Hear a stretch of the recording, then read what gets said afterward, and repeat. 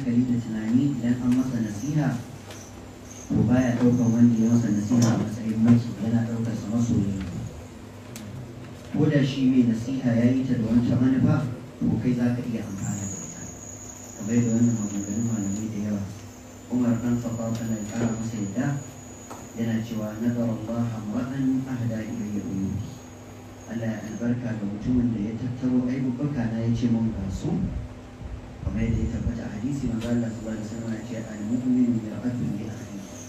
Mu'mini madubin dan uwansa ne. Shi madubi shine inda kake kallo, inda kai kyau ka daɗa tabbatarwa, inda kuma kai muni sai ka gyara.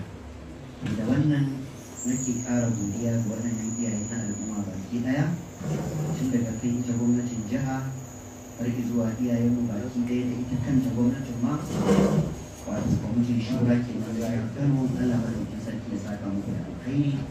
Allah ya sanya wannan a cikin kyawawan ayyukan ku. Allah ya sanya a sanadiyyar ku Allah madaukakin sarki ya ceci wannan gari namu. Allah ya zaunar da mu lafiya. Kuma kofar mu a buɗe take, musamman ni almajirin ku ne, ɗan ku ne. A duk lokacin da aka ga abin da ba daidai ba wanda na yi, za a iya kira na, kuma wallahi da duk wanda suka sani sun san zan iya takowa in zo gidan kowane ne cikin malamai a matsayin gidana ne, gidanmu ne, dai in zo in ji nasiha kuma in ji faɗakarwa. Allah madaukakin sarki ya ƙara muku lafiya, Allah ya zaunar da mu lafiya, ya ba mu lafiya, ya ba mu zaman lafiya.